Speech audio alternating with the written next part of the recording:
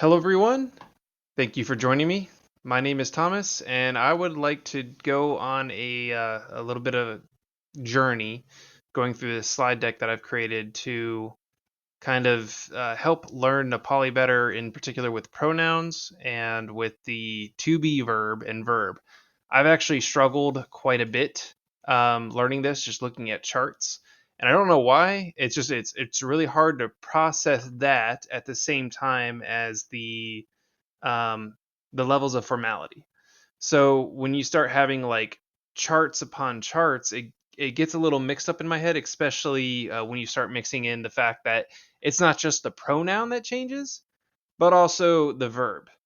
So those two things combined with, let's say you're reading a new script. Right now, you're not seeing the Nepali script right now. I'm just using kind of Roman, or excuse me, uh, Latin alphabet to help kind of pronounce the words a little bit better. However, I'm going to come back in and add in the way that I want to learn is with the Nepali. But just kind of to initially wrap my head around it, this is what I have. So here we have the pronouns, the verb, and the not version of the verb, simple vocabulary, and then bonus at the end is some practice. And I'm going to go through that as it comes up. So let me do, I think it's Control F5. So kind of like walking through here to understand how this chart works. Right, subject to a little bit of editing here and there.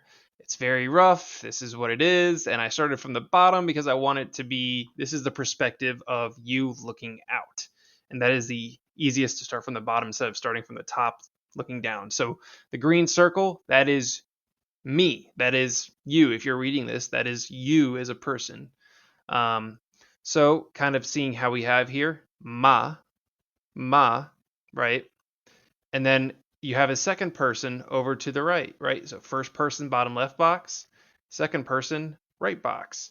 So you have one person, high formality, tapai, mid formality, timi, low formality, ta. Pretty simple, right?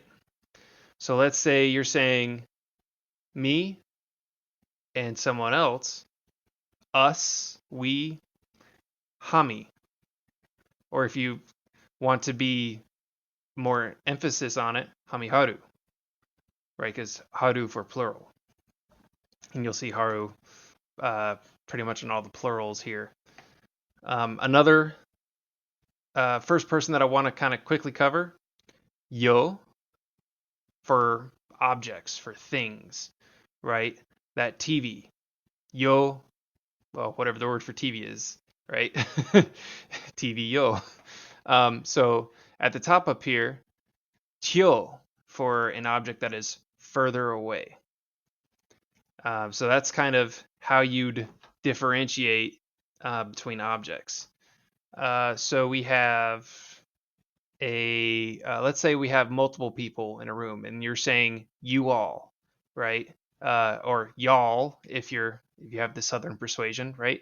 So it'd be tapai haru for formal, timi haru for mid formality, and just you probably wouldn't use ta haru. I just kind of earmarked it there. It wasn't even in the book. My wife was like, "That's not something that you would do." So it pretty much be timi haru if it's friends, and if it's kind of beyond that and higher level tapai haru. So that's that. Looking at the third person, right? Yaha yini, right? If you're talking with someone about someone that is nearby, right? You and your brother are in a room and you're talking about your sister, right? Uh, Yaha didi, right? Right? You're talking about your sister or elder sister, but in a formal tone of voice. You'd probably use yini as your more formal if it's just you and your brother talking about your sister. Now, if you are talking in plurality of people, you have yaha haru. See, yaha plus haru, plural. Easy. Yini, multiple. Yini haru. This is essentially saying those people, like them, right? They, nearby, let's say they're in the same room, yini haru, and then yi as well, if you're talking trash about them or something like that. I did ask my wife if there was and my book didn't have it either, low formality for a single person nearby. It isn't used that much, and the word didn't come up. So keep that in mind. So looking at the third person distant here, we already covered tio. So let's say you're talking about someone in another building or just someone at school earlier today, someone at work earlier today. All right, if it's high formality, it's your boss and you like them, you know. Now waha, right? Waha something or other. This is kind of pointing out this is a formal tone of voice. Mid formality uni u super, right? Waha haru uni haru tini haru ti. Something I wanted to cover with here uni and tini. Uni is used more often than tini. Same with uni haru tini haru. At least that's what I've seen. So kind of shifting over to the verb to be. This one, this one was hard to learn initially, but when I put it on a piece of paper, there's not that many forms of the verb, right? Obviously, when we're talking to be, right, this is are, this is, right, that to us, am, right? English makes this harder than it is in Nepali because it starts with who, right? So first person, who.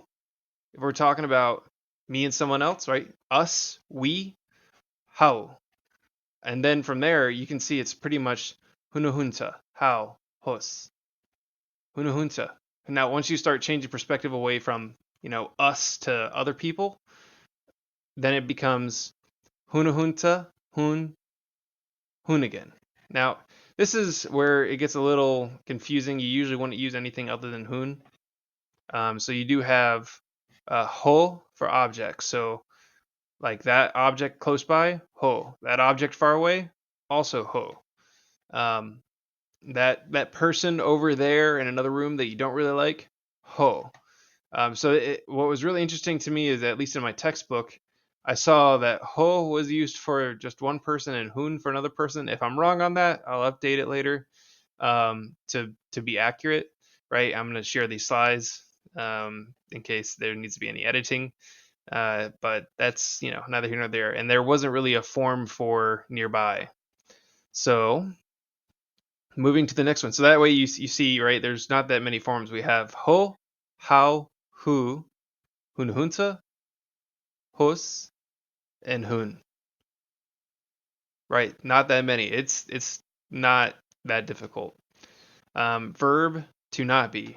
So this one kind of shifts a little bit of the words. Ho becomes hoina. Uh, how becomes hoinao. Hunahunta becomes hunahunna. And then hun, that was the one I was forgetting.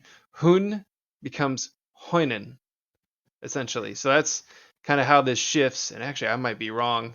Looking at this, I said I had hun and hun over here, but I look over here and I have hoinan and then hoina for these two. So I might be wrong on my other bit there. So it's kind of easy to remember. Hoina, low formality. Hoinan, mid formality. Hunahunna, you won't forget this one. I have never forgotten hunahunna and hunahunta. So you'll remember those quite easily.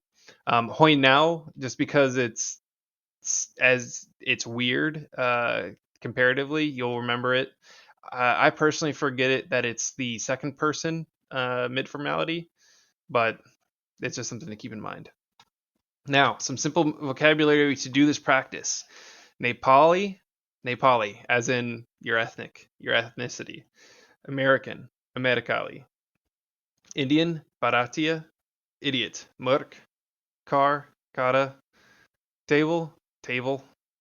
And by the way, I'm using like alternate spelling as you would, and it's not perfect, but it's kind of how you would translate these letters into Nepali. So that's why you see me spelling table differently there.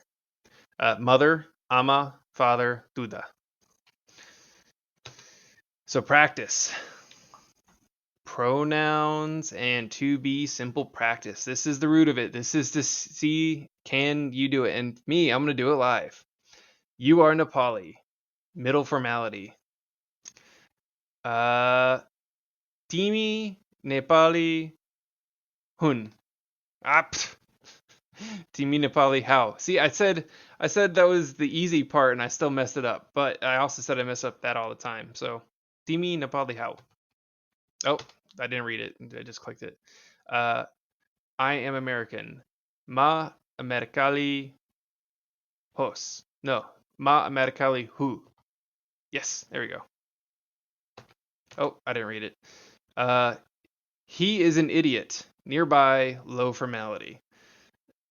That is u merk hos. Awesome. That is a car. Nearby. Yo kara hun? Darn it. Yo kara ho. See, it's so easy, but I mess it up. I'll get better at it. I am not Indian. Ma Baratia uh, Hoina. No, Hoinao. Ma Baratia Hoinao. It was Hoina. I'll have to go back because I don't know. I don't believe that's right. You are a mother.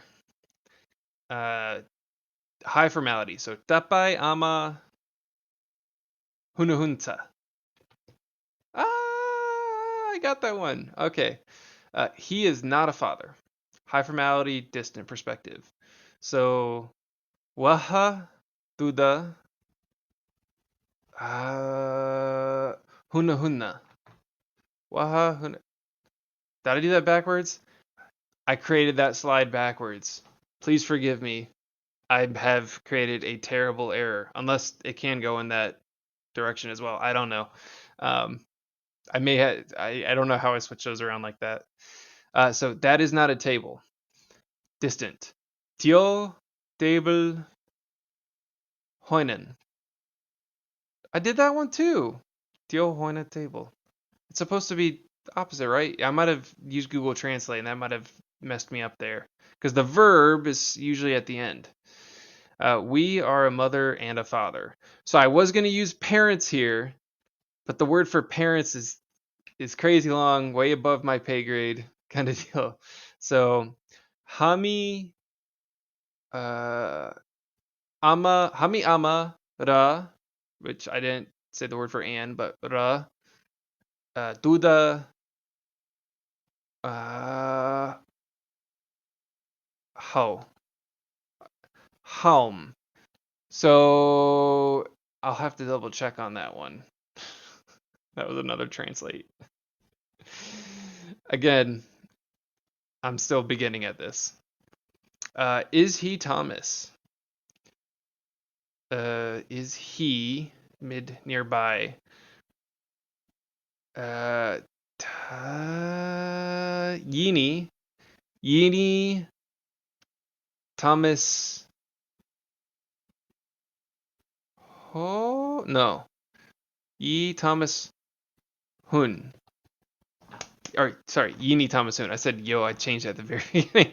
This is hard to pick up, but I feel like kind of more practice like this, and especially like getting it right, hearing it. Right, doing another word and then coming back. Because ideally, I would do this. I would do, 1, 2, and 3, and then you know what? Let's revisit one again. You got it wrong. Let's revisit, that repetition constantly until you get it right. And then the next day you revisit some of it, but then you move on and you learn a little bit more. And I'm not going to go into that on this, but this is kind of what I've got going on here. And yeah, I look forward to learning more using something like this to help place everything together. I'm not going to be able to do it for every single verb, but it's to initially get the grammatical concepts. So, thank you.